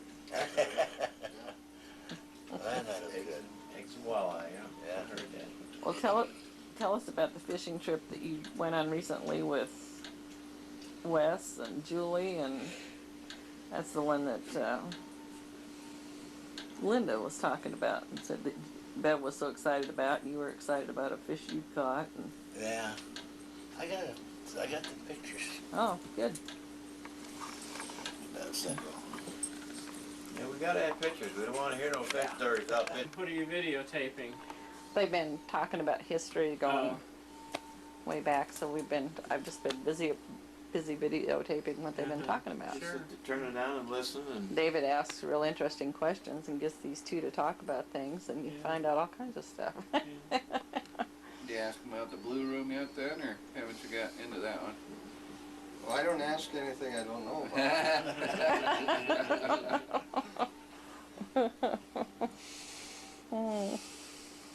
Jim, have you taken time to stop down at the museum we got in Webster? They have Elmer sober enough to read this, pull the pin and you can go home.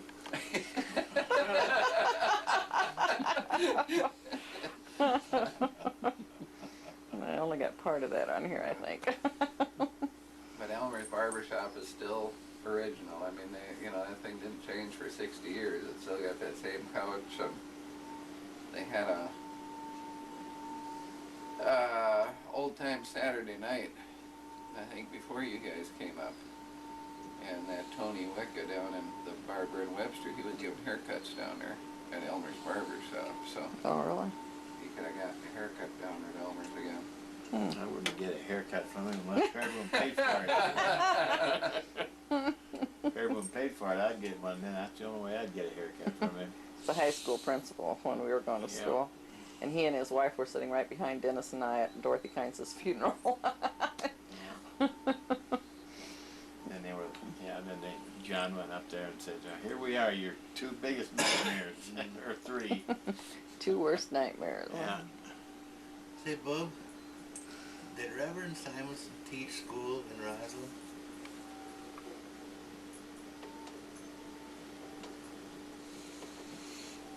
You know, I really can't answer you. I think you did. I didn't know that. But Pete Wire was telling me he had him in I don't think they could find teachers. Reverend Simonson. I think he did. I didn't know that. Was he both in the Roslyn Town Church and in Froon? All our ministers have been to Ross and Froon. But he said we forgot about it, but he was going to show me his annual, Who? Pete Wire.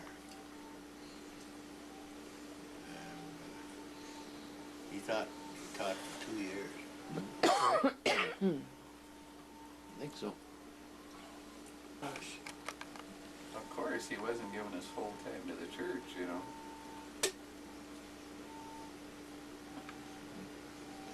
How you doing, Mark? Your grandma was my teacher. Oh, really? Yeah. She used to tell me in later years that she taught me everything I knew. That's good. What grade did you have her for? 8th. Yeah. Which school? 123, 21. 121. Who was that? Liberty Township. Lena Strand. Huh? But, Lena Strand was my teacher. Oh. That would be the one just south of my farm, right on Oh, top of that okay. hill there. Yeah. Lloyd used to come and pick her up once in a while. yeah. She said when she was a young school teacher that one time she got lost. She was on a horse, you know, and she was staying with a family and taught at a school. This is way out, I guess, more north. And it, you know, blizzard came up, and she said she just barely made it back to that family's house. You know. Yeah. The horse knew the way. Yeah. Took her back home? Back to the... Yeah. Isn't that amazing? This Jimmy Fishback, who lived over on the Canute Strand's place that time.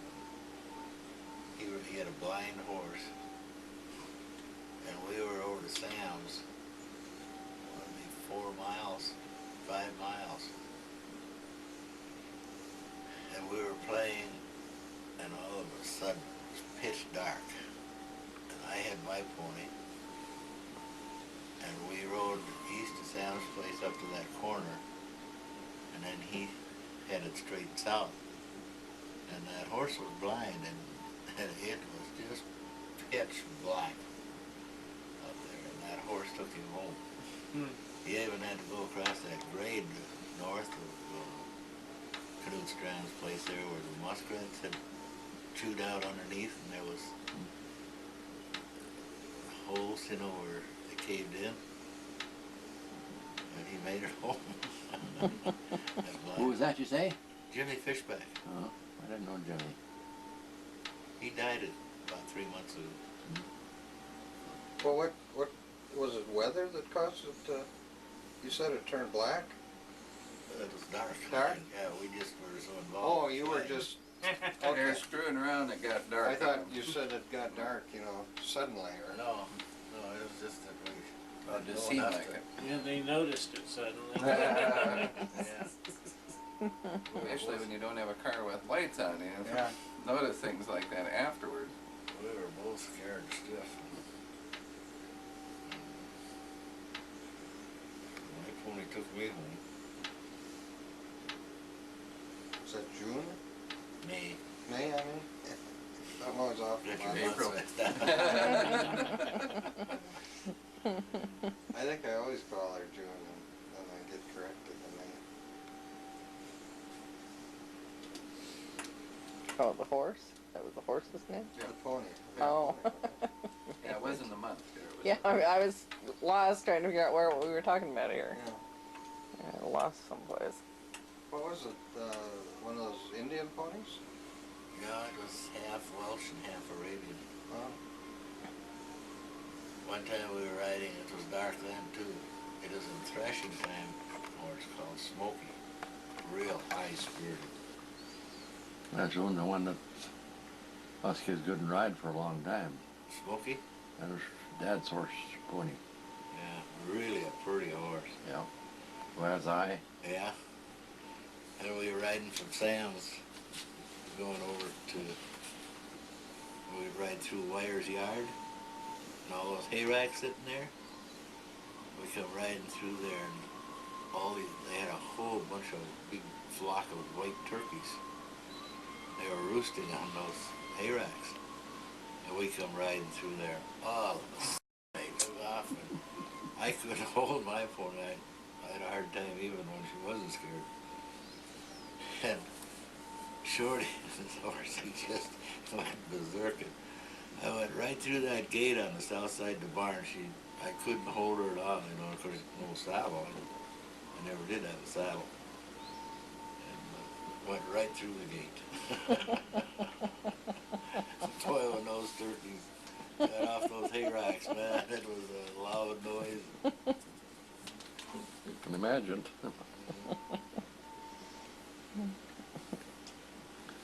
Wood wires, you say? Yeah, we used to ride through their yard, or Yeah, yeah. drive and ride through their yard. We were thrashing them. How is it still standing there? Yeah. You should tell them the story you were telling down at the Hemmah reunion to Mary Ellen and them about the one that you hoisted up, you and Pete. This guy that I stayed visited yesterday in Watertown, Pete Dwyer, did you know him? Well, they lived right across the road from us. And usually he would ride my pony because he was older. He's 5 years older than I am. And I couldn't handle her. She was just too much for me. So he had a little Shetland, a little black Shetland with a white stripe around his stomach. And so I'd have to ride him. And he was the meanest. We'd going down the road, he'd slam on the brakes, I'd go sailing. And more skid up noses. Well, anyway, this one day folks went to town. We were trying to think of something mischief to get into. So we decided to punish that little Shetland. And so we decided we'd tie him in the slings, you know, full of hay. And we were just going to raise him up off the ground a little ways. And they had this big black stud, about 16 hands high, totally blind. And all they used him for was breeding and pulling hay up in the barn, because they farmed the horses yet then. And all they had was the collar and the hames and the tugs. There was none of the rest of the harness, you know.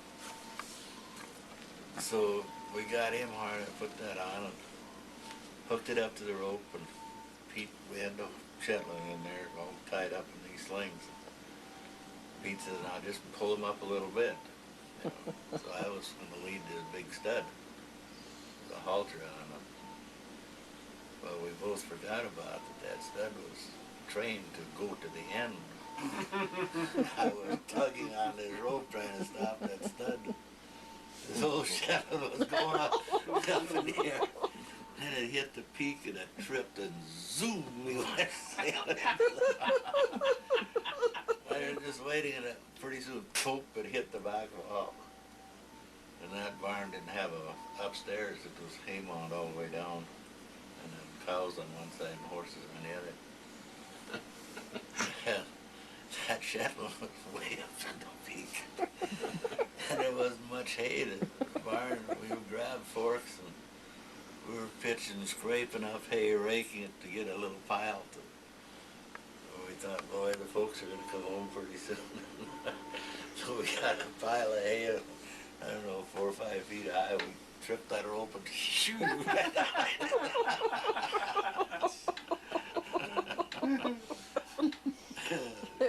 And it was okay? Yeah, he just bounced a little bit.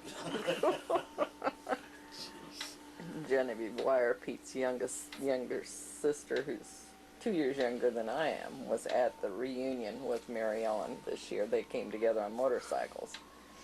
And so that's why Jim was telling that story about Pete Dwyer and him. Well, did they have that little house that was abandoned that was just a little ways away from, yeah. Yeah, just west of the place across the road. Yeah, that's Yeah. the wire place. You always thought it was a bunch of wire over there, that's why everybody called it the Oh. wire place. No, but it was abandoned by, Way back in the 50s. I think Axel and Phyllis maybe were the last ones who lived there. Axel Johnson and Phyllis. Oh, really? Elmer. Huh? Carvel Hauge Jr. and Edna. Did they live there? And I think Elmer Because Johnson lived that there. Prairie Road went right through it. I Yep. mean, right through that little, by that little house. Mm-hmm. Yeah.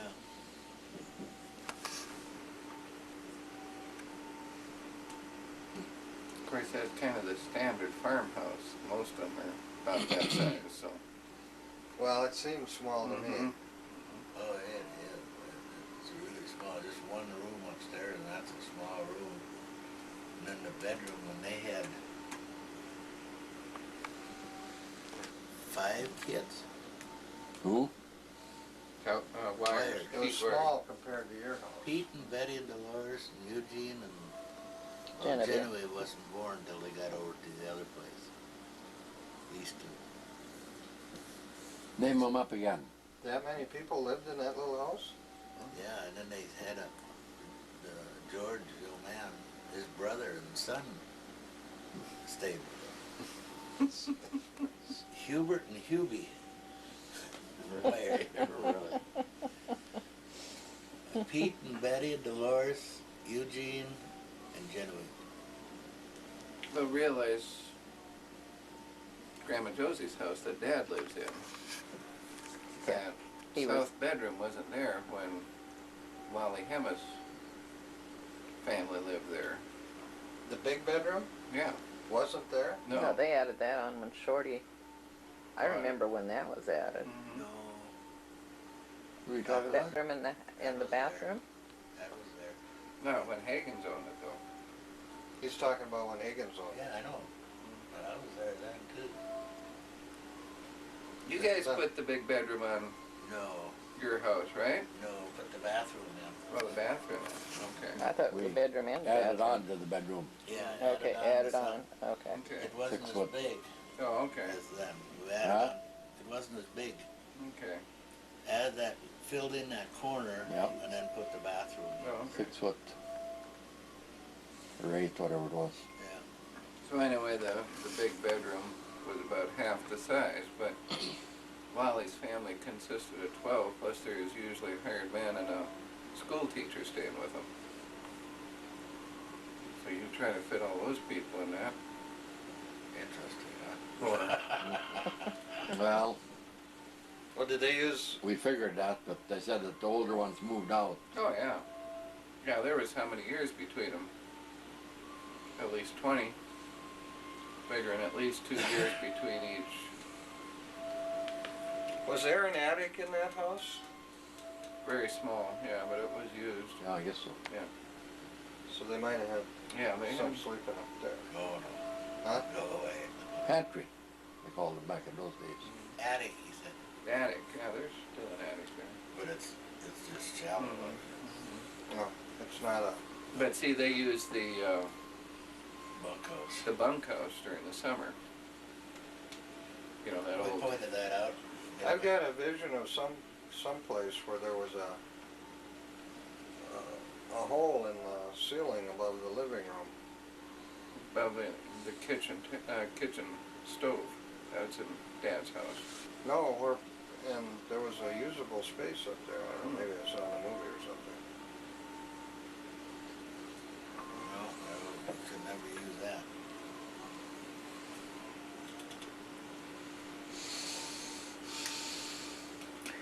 Well, did you just get here, Mark? And how long are you here for? And Yeah, I got here this afternoon, and I'll probably head out to Rapid City on Friday.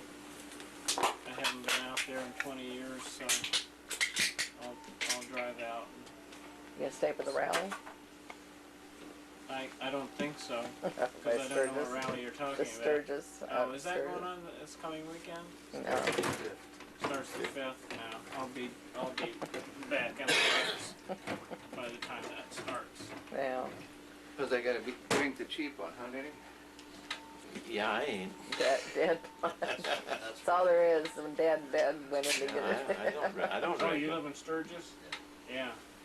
I watch stuff about it on TV just about every year, but and I don't have a Harley, so I guess I won't be going.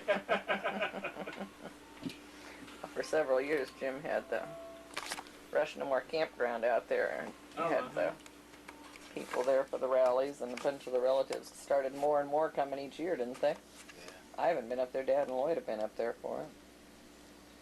That's such a huge crowd. How do they manage? I've always wondered how do they manage all of those people in that little town? Where does They're all everybody over. stay? It just pretty much paralyzes the whole Black Hills. 'Cause we had, let's see, in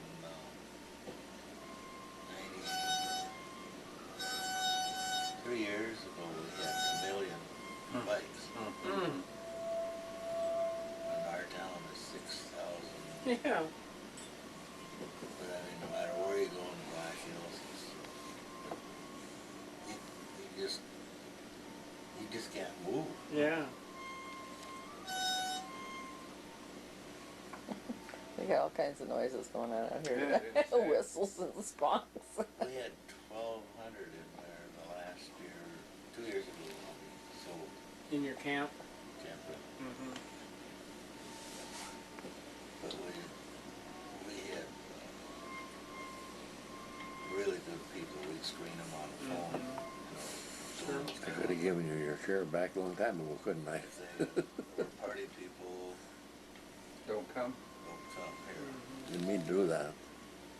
I hate to get nosy, but what we get